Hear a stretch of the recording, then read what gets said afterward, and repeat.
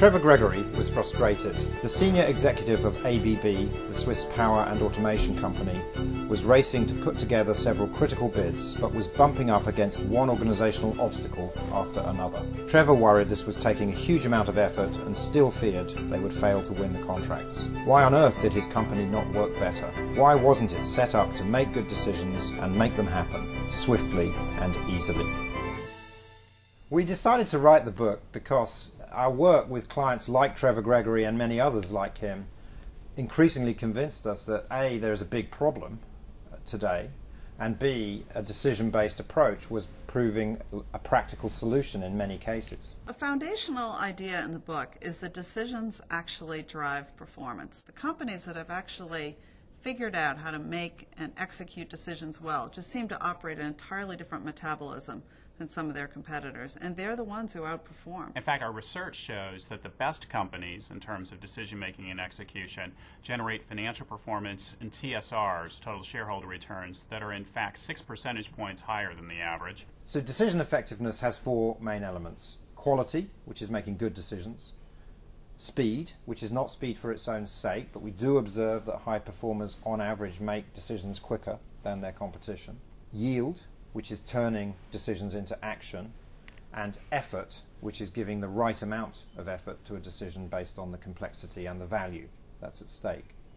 And we have a database that we've developed over the last 10 years which now has nearly 1,000 companies globally, where it's possible to assess the performance of a specific organization along these dimensions against that database. This will give management team some rich quantitative data to take a step back and think about their organization. Wherever someone sits in the organization, whether managing a business unit, a function, or are at the center, there are a set of decisions that matter more than others. And it's those decisions you really want to focus on. Once you know what your critical decisions are, the next step is to set them up individually for success. Decision reset is the process to look at a particular decision and improve its effectiveness. And that's where we use an approach we call the what, the who, the how, and the when.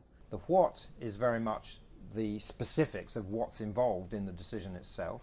It's about framing the decision in a way that it's very clear to everyone what the decision is that you're trying to make and execute before you even start. The who is actually working through who should play what role in the decision, who actually should decide, who should recommend, who should have input, who should actually execute the decision. The how is critical aspects of the process, like meetings or committees or other process elements. Key facts need to be developed and gathered in order to make the decision based on something other than guesswork.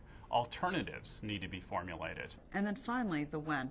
This is about setting up a decision calendar, if you will, being very clear up front what is the timetable for actually making the decision. While these best practices will help you make individual decisions better, eventually you'll run into organizational roadblocks.